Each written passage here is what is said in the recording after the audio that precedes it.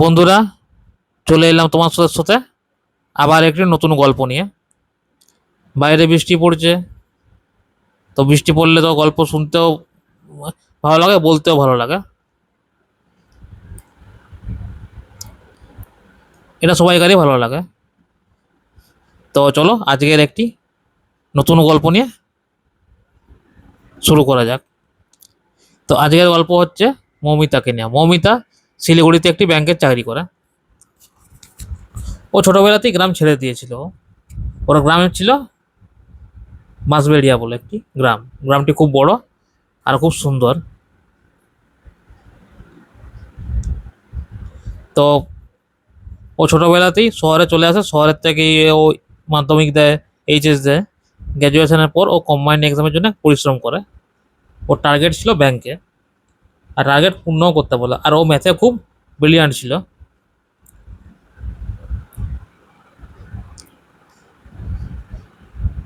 তো ও ওখানে একটি ঘর ভাড়া নিয়েছিল। ঘরটি বেশ বড়। ওর বাড়ির মালিক বিদেশে, মানে আমেরিকাতে থাকে, মাঝে মাঝে আসে।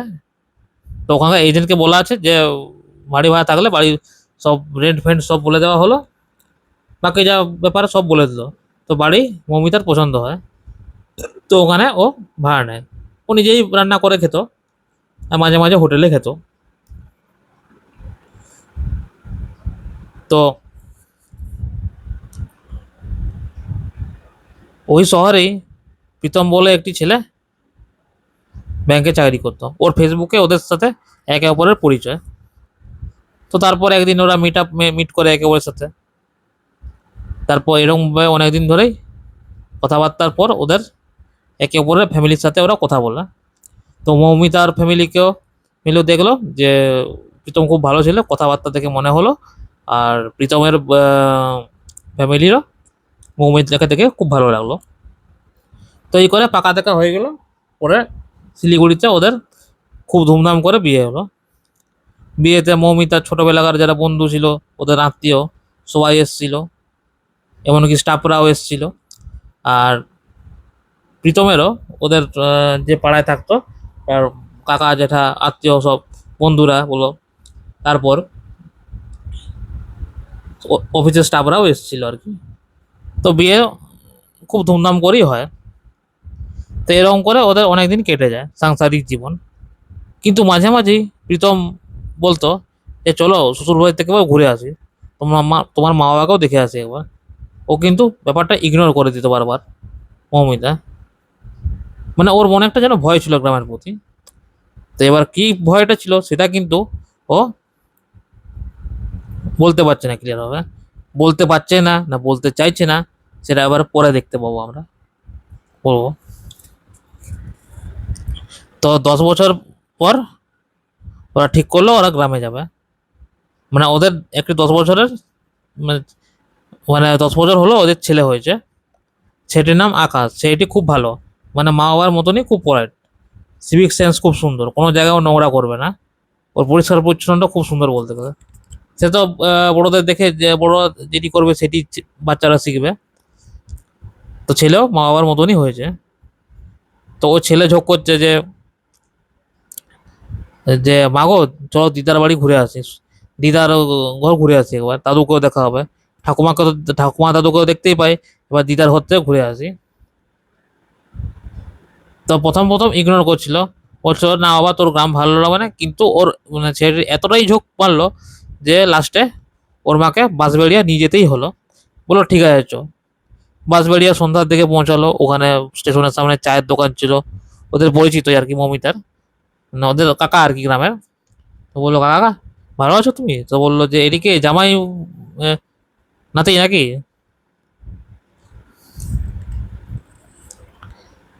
তো বললো হ্যাঁ। তো বাহ, ভালো ভালো ভালো। তারপরে ও গাড়ি দেখলো যে কোনো টোটো পাওয়া যায় কিনা। ওদের ঘরটা স্টেশন থেকে মোটামুটি আধ ঘন্টা থেকে 45 মিনিট টোটোতে।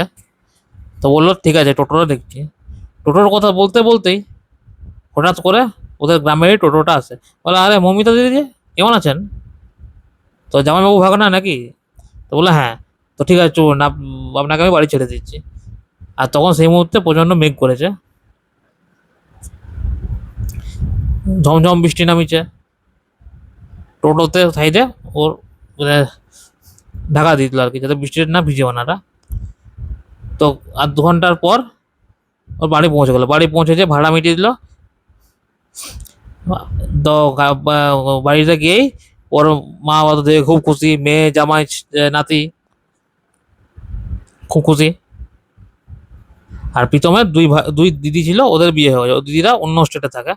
দুই দিদি ওর মহারাষ্ট্রে মুম্বাইতে চাকরি করে জামাইবাবুরা, কিন্তু ও এখানেই থাকে। তো দেখে তো খুব আনন্দিত, আকাশ তার দিদার কোলে উঠে যায়। নাতি সাহেবকে দেখে তো প্রচণ্ড খুব আনন্দিত, কিন্তু ইয়ের মুখটা একটু মনমরা হয়ে রইল, মৌমিতার মুখটা। তো প্রীতম বললো, কি হয়েছে তোমার, ভালো লাগেনি এখানে আসতে? ও হলো, না না না, এরকম কিছু না, চলো এক কাজ করি, হাত পা ধুয়ে খাওয়া দাওয়া করে শুয়ে পড়ি, আমি খুব টায়ার্ড একটু। ও ঠিক আছে, তো আমিও টায়ার্ড হয়েছি, তাহলে এক কাজ করি, খাওয়া দাওয়া করি। তো তখন অমিতা তার মা বাবাকে বললো যে, মা তুমি খাওয়া তৈরি করে দাও, আমি আমরা শুয়ে পড়বো, ঘুম পেয়েছি খুব আমাদের। তো বলো ঠিক আছে, কোনো অসুবিধা নেই, তো আর তো এক সপ্তাহ থাকছি সেখানে, কোনো অসুবিধা নেই, কালকে গল্প হবে। তো মৌমিতা খাওয়া দাওয়ার পর হঠাৎ মানে রুমে একা যায়। রুমে যাওয়ার পরে আয়নার সঙ্গে সঙ্গে একটা ঝলসানো মুখ দেখতে পায়। ঝলসানো না, মুখটা পুরো একদম, আর চোখগুলো লাল লাল।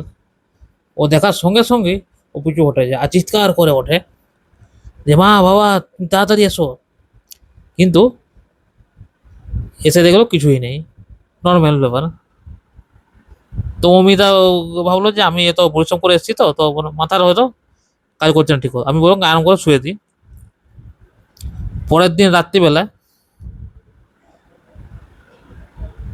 মমিতা ঘুমোচ্ছিল, পাশের জানলাটি খোলা বেশ, আসছিল। কিন্তু হঠাৎ দেখলো ওই ঝলসানো মুখটি আবার ওকে ডাকছে, মমিতাকে, আয় আয় তোর সাথে খেলবো, আয়, ছোটবেলায় খেলতাম, ভুলে গেছলি? ও ভয়ে তখন চিৎকার করে ওঠে। মা বাবা সবাই চলে আসে, ওর ছেলেও জেগে যায়। ওর স্বামী বলে, তোমার কি হয়েছে বলো তো, তোমার তখন থেকে তুমি এখানে এসছো, তখন থেকেই তুমি অদ্ভুত আচরণ করছো, কি ব্যাপার হয়েছে তোমার বলো? তখন ওর মা বুঝতে পারে যে, মা এই ঘটনাটা অনেক দিন হয়ে গেল, তুই ভুলে যায় ঘটনাটা, মাথার থেকে বার করে দেয় ঘটনাটা, ও নেই, ও বেঁচে নেই, ও মারা গেছে। তো হঠাৎ তখন প্রীতম একটু মানে ভয় পেল যে, কার মারা যাওয়ার কথা বলছেন আপনি, কে? তো তখন বলল যে, জামাই বাবা জীবন, পরে তোমাকে সব ঘটনা বলবো, এখন তোমরা ঘুমিয়ে পড়ো। তো তখন প্রীতম অতটার কথাটা গুরুত্ব দিল না, মানে অত জোর করলো না, মাঝরাত তো, তো ঘুমিয়ে গেল। ঘুমিয়ে যাওয়ার পর পরের দিন সকালে দেখছে ওর ছেলে নেই, ছেলে কোথায় পালিয়ে গেছে খুঁজে পাচ্ছে না। ডাক দিচ্ছে আকাশ আকাশ করে, আকাশ, লাস্টে আকাশকে পাওয়া গেল গ্রামের নদীর কাছে, ও ঢিল চুলছে, খেলছে, আর ওর পাশে একটি লম্বা করে লোক দাঁড়িয়ে আছে, মানে প্রায় 6 থেকে 6.5 ফুট লম্বা, প্রায় বলতে গেলে, মানে হিউজ টল বলতে গেলে। তো তার তখন পাশে মুখটি ঘুরালো, মমিতা দেখতে পেলো, তো মমিতা দেখেই মুখটি চিনে গেল। তো মমিতা মাঝে মাঝে মনে করছে যে, এটা কি করে সম্ভব, ও তো মারা গেছে, ও কি করে আবার ফিরে আসতে পারে? তখন সঙ্গে সঙ্গে আকাশকে কাছে ডেকে এনে যে, তাড়াতাড়ি আয় বাবা, তাড়াতাড়ি আয়। তো আকাশ সঙ্গে সঙ্গে চলে এলো। তো মমিতা ঘরে এসে ও কি করবো খুঁজে পাচ্ছিল না আর কি, না পাগলের মতো হয়ে গেছিল। তো তখন প্রীতম বলল যে, মা তুমি বলো না কালকের ঘটনাটা কি, কালকে মানে তুই কারো কথা বলছে? মমিতা গ্রামে আসতে, গ্রামের নাম শুনলে ভয় পাচ্ছে, গ্রামে কোনো রকমই আসতে চাইছিল না, কি ব্যাপারটা হয়েছে বলো সেটা। তখন ওর মা বলে উঠলো যে, ঠিক আছে বাবা, তুমি যখন এত করে বলছো, তো তোমার কাছে আমি নুকোচ্ছি না। তখন প্রীতমা বললো, আপনার মেয়ের জীবনের ব্যাপার, আপনি প্লিজ বলুন কিছু ওই ব্যাপারে। তো বললো, তো মমিতা ছোটবেলায় ওর অনেক বন্ধু ছিল, ওদের সাথে খেলতো। আর আরেকটি ছিল রাকেশ বলে একটি ছেলে বন্ধু, ওর থেকে একটু বড় ছিল আর কি ওর বয়সে, কিন্তু ওর সাথে খেলতে ভালোবাসতো। রাকেশ একটু টাল টাইপের ছিল, মানে মাথা ছিট ছিল, মানে খেপা টাইপের বলতে গেলে। তো রাকেশ সবসময় ওকে বিরক্ত করতো। ও খেপা টাইপের ছিল, ও জানতো। তো মৌমিতাও কিন্তু ওর সাথে খেলতে ভালোবাসতো ছোটবেলা। তো মাঝে মাঝে যখন রেগে যেত মৌমিতা, ওর মা বাবা কমপ্লেন করতো রাকেশের মা বাবাকে, যে দেখুন রাকেশ দাদা কি করছে, মারছে আমাকে, আমার জিনিসপত্র ছুঁড়ে ফেলে দিচ্ছে। তো তখন রাকেশের মা বাবা মারতো। কিন্তু রাকেশ তো খেপা, ও সঙ্গে সঙ্গে ভুলেও যেতে পারে। তো একদিন হচ্ছে কি, দুপুরবেলা মমিতা ঘরে ভাত চাপায় বলে ও হাঁড়ির গরম জল গরম করছিল। মমিতা রান্না করতে ভালো পারতো বেশ। তো জল গরম হচ্ছে, জল ফুটন্ত একদম। হঠাৎ করে কোথার থেকে যেন চলে এলো রাকেশ, ভয় খাওয়াতে চলে এলো। দিয়ে ভয় খাওয়াতে গিয়ে পা পিছলে পড়ে যায় হাঁড়ি সময়তে একেবারে। তো হাঁড়ির পুরো যে জলটা সেটা পুরো মুখে একদম পড়ে যায়। মুখের চামড়া টামা তো গলে, মানে হাসপাতাল নিয়ে যাওয়ার পরে পরে ডাক্তার বলে এর ডেথ, স্পট ডেথের। তো এই ঘটনা অনেক দিন তখন, ইয়া তখন এই মৌমিতা তখন মাধ্যমিকও দেয়নি, এর আগের ঘটনা তখন। তো তারপর থেকেই মৌমিতা বলতে শুরু করে, ও মাঝে মাঝে আমাকে দেখা দেয়। তারপর থেকে ও শহরে চলে আসে। তারপর থেকে না, তারপর থেকে শহরে যাওয়ার পর আর গ্রামের নাম করলে ও ভয় পায়। মানে একটা বিভীষিকা ধরে যায় তার গ্রামের নাম শুনলে, যে সে আছে। রাকেশ তাকে বারবার বিরক্ত করবে এলে। তো তারপর তো বললো যে, প্রীতম বললো জিজ্ঞেস করলো যে গ্রামে কোনো পুরোহিত আছে বা তান্ত্রিক আছে? তো বললো গ্রামের ঠাকুর মশাই আছেন, ওনাকে বলছি এবারটা। তো বললো না বাবা, ঠাকুর মশাই চেষ্টা করেছে না, কিন্তু হয়নি, ওর পিছু ছাড়েনি। তখন প্রীতম লাস্টে বললো যে আচ্ছা বলুন তো আকাশের বাড়িটা কোথায়, আমি যে যাবো ওনার মা বাবার সাথে দেখা করবো একবার। তখন রাকেশ বললো, রাকেশের বাড়িটা বললো মাসবাড়িয়া গ্রামের একদম লাস্ট প্রান্তে, গ্রামের শেষ প্রান্তে ওর বাড়িটা। তো বললো ঠিক আছে বাবা, চলুন আপনি, মানে প্রীতম আর ওনার ওর শ্বশুর মশাই, ও চলুন। তো গ্রামের ওর বাড়ির কাছে এসে পৌঁছায়, ঠকঠক করে। ঠকঠক করার পর ও দেখে একজন বয়স্ক ভদ্রলোক, ভদ্রমহিলা বসে আছে, বয়স্ক ভদ্রলোক খুললো। তো বললো যে বাবা কে তুমি? ও শ্বশুর মশাইকে চিনতে পেরে গেছে, শ্বশুর মশাইকে তো চিনে। তো বললো ইনি কে? মনে বললো যে ইনি মৌমিতার স্বামী, হাজবেন্ড। তো বললো আচ্ছা জামাইবাবু, জামাইবাবু আছে, এসো এসো ভিতরে এসো, ভিতরে এসো। ঘরের ভিতরে ঢুকে দেখলো রাকাশের ছবিতে মালা পরা। আর রাকাশ মারা যাওয়ার পর থেকেই ওর মা যেন মেন্টাল একটা, মানে মানে অন্যরকম হয়ে গেছে, মানে মাথা ঠিক মতো কাজ করে না। সবাই তো সব সহ্য করতে পারে না, না। তো বললো যে ব্যাপারটা পুরো বললো যে মাঝে মাঝেই রাকেশ ওকে দেখা দিতে আসে। তো এসে ওর মায়ের হাত হাত মানে হাত জোড় করলো আর কি, মানে রাকেশের মায়ের কাছে হাত জোড় করলো যে দেখুন আপনি প্লিজ রাকেশকে বলুন যে ওর পিছু ছেড়ে দিতে।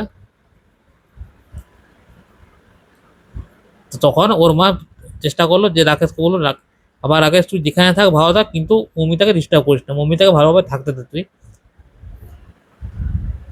তোর কাছে আমি হাত জোড় করছি, একটা মা তোর কাছে অনুরোধ করছে যে তুই ছেড়ে দে বাবা, ওকে ছেড়ে দে। ও তোর বান্ধবী ছিল, বন্ধু ছিল, কিন্তু ওর এখন সংসার হয়েছে, তুই ছেড়ে দে বাবা, ওকে ছেড়ে দে। তখন আস্তে আস্তে রাকেশ বললো ঠিক আছে। ও আস্তে আস্তে হাওয়ায় মিলিয়ে গেল। আর তারপর থেকে কিন্তু কোনোদিনই আর ওর সাথে কোনো ঘটনা ঘটেনি। তারপর থেকে ও প্রতিদিন গ্রামে আসে, কিন্তু রাকেশকে আর দেখতে পায় না।